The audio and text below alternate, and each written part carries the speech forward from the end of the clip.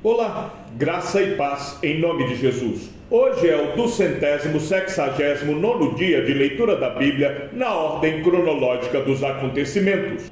E eu mesmo, Paulo, peço a vocês, pela mansidão e bondade de Cristo, eu que, na verdade, quando estou com vocês, sou humilde, mas quando ausente, sou ousado para com vocês. Sim, eu peço que não me obriguem a ser ousado. Quando eu estiver com vocês, servindo-me daquela firmeza com que penso que devo tratar alguns que nos julgam como se andássemos segundo a carne. Porque, embora andemos na carne, não lutamos segundo a carne. Porque as armas da nossa luta não são carnais, mas poderosas em Deus, para destruir fortalezas. Destruímos raciocínios falaciosos e toda a arrogância que se levanta contra o conhecimento de Deus. E levamos cativo todo pensamento à obediência de Cristo. E estaremos prontos para punir qualquer desobediência, quando a obediência de vocês estiver completa. Observe o que está evidente. Se alguém confia em si que é de Cristo, pense outra vez consigo mesmo que, assim como ele é de Cristo, também nós o somos. Porque se eu me gloriar um pouco mais a respeito da nossa autoridade, a qual o Senhor nos conferiu para a edificação e não para a destruição de vocês, não me envergonharei. Não quero que pareça ser meu objetivo intimidar vocês por meio de cartas. Alguns dizem: as cartas são graves e fortes, mas a presença pessoal dele é fraca e a sua palavra é desprezível. Que tal pessoa leve em conta o seguinte: o que somos na palavra por cartas, estando ausentes, seremos também em ações quando presentes. Porque não ousamos nos classificar ou comparar com alguns que louvam a si mesmos. Mas eles, medindo-se consigo mesmos e comparando-se consigo mesmos, revelam falta de entendimento.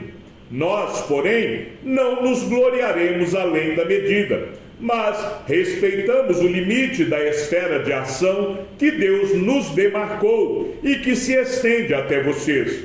Porque não ultrapassamos os nossos limites como se não devêssemos chegar até vocês. Pois já chegamos até vocês com o Evangelho de Cristo. Não nos gloriamos além da medida no trabalho que outros fizeram, mas temos a esperança de que, à medida que cresce a fé que vocês têm, seremos cada vez mais engrandecidos entre vocês dentro da nossa esfera de ação, a fim de anunciar o Evangelho para além das fronteiras em que vocês se encontram, sem com isso nos gloriarmos de coisas já realizadas na esfera de ação de outros.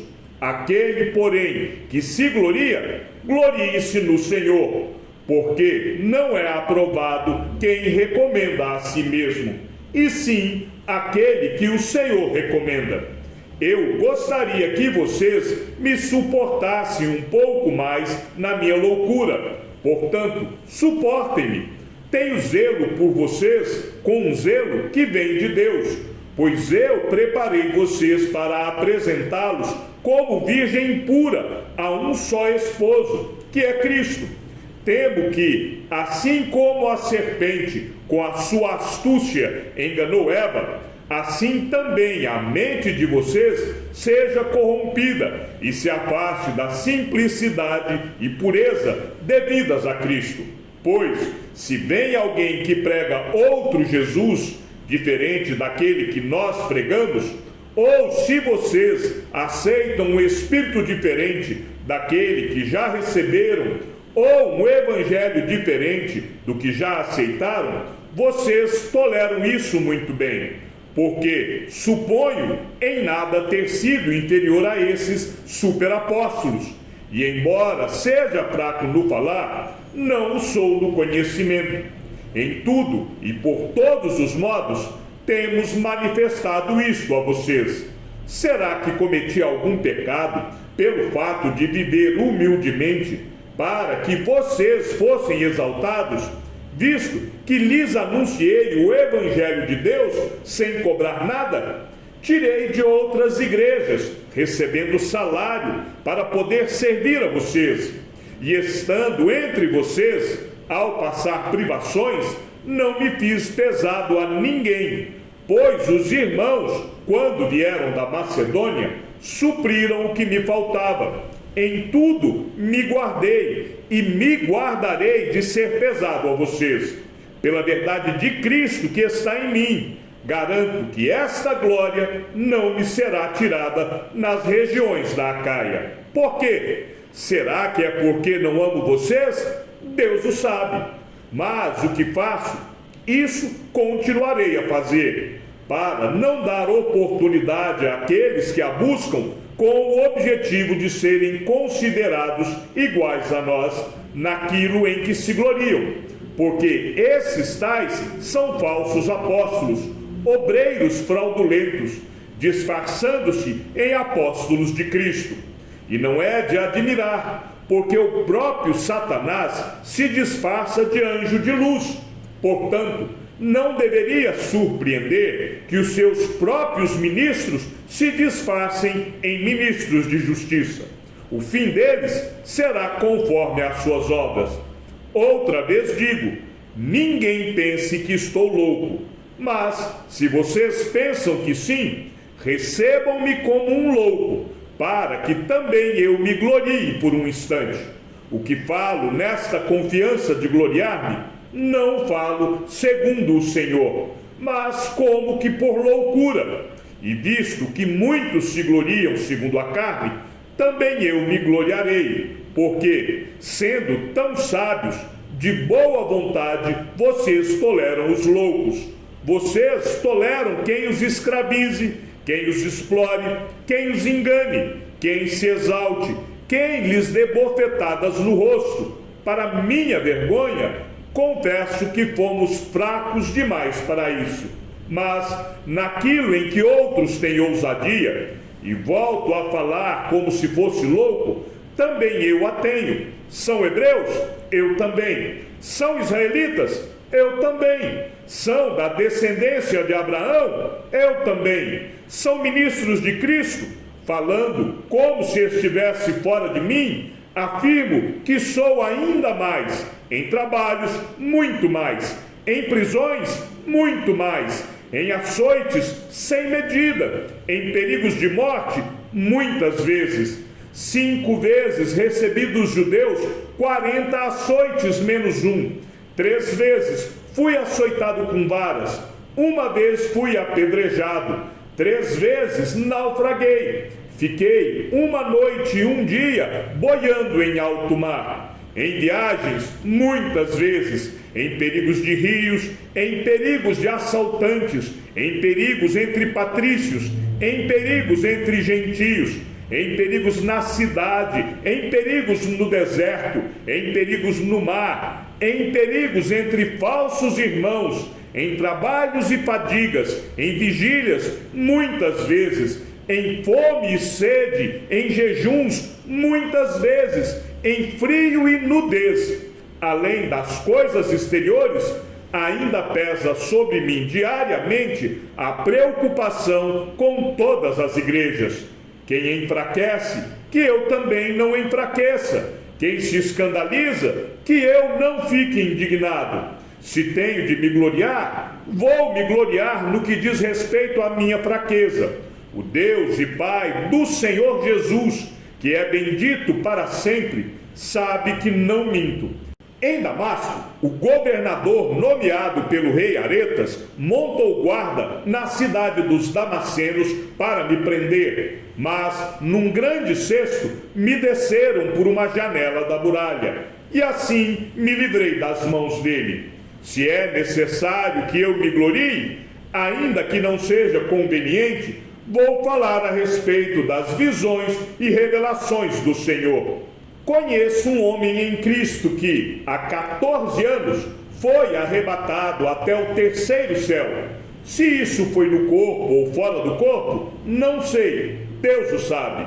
E sei que esse homem, se no corpo ou sem o corpo, não sei, Deus o sabe, foi arrebatado ao paraíso e ouviu palavras indizíveis que homem nenhum tem permissão para repetir. Desse eu me gloriarei, não porém de mim mesmo, a não ser nas minhas fraquezas. Pois, se eu vier a gloriar-me, não serei louco, porque estarei falando a verdade. Mas evito fazer isso para que ninguém se preocupe comigo mais do que vê a mim ou do que ouve de mim. E para que eu não ficasse orgulhoso com a grandeza das revelações, foi-me posto um espinho na carne, mensageiro de Satanás, para me esbofetear, a fim de que eu não me exalte.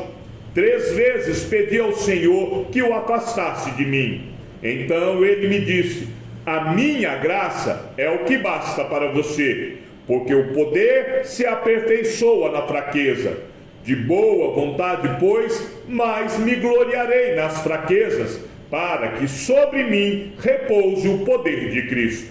Por isso, sinto prazer nas fraquezas, nos insultos, nas privações, nas perseguições, nas angústias por amor de Cristo, porque, quando sou fraco, então é que sou forte. Fiz-me louco, mas vocês me obrigaram a isso. Eu devia ter sido recomendado por vocês, pois em nada fui inferior a esses superapóstolos, ainda que nada sou.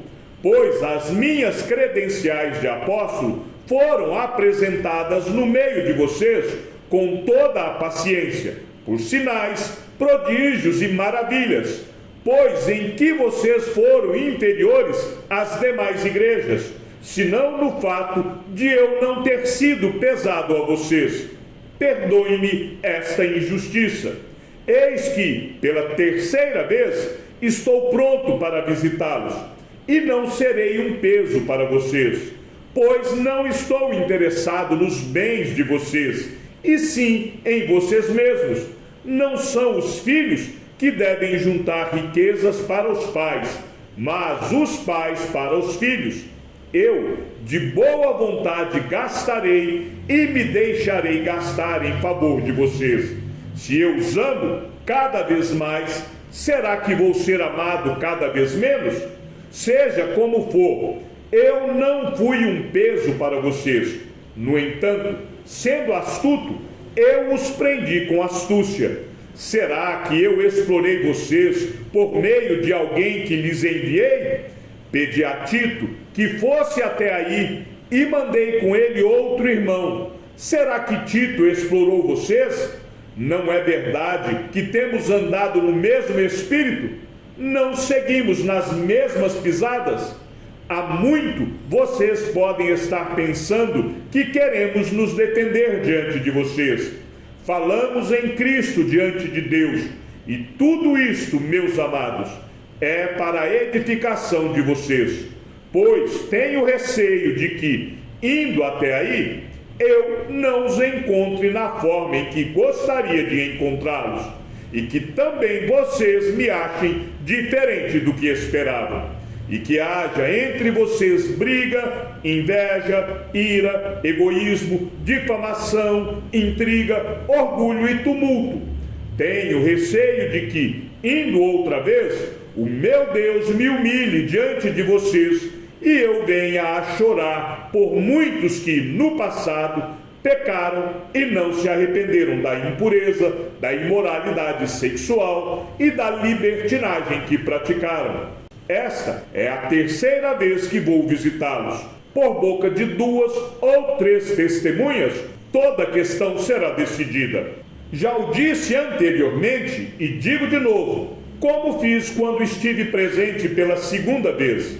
Mas agora, estando ausente, digo aos que no passado pecaram e a todos os demais: se eu for outra vez, não os pouparei, visto que vocês buscam provas de que Cristo fala em mim.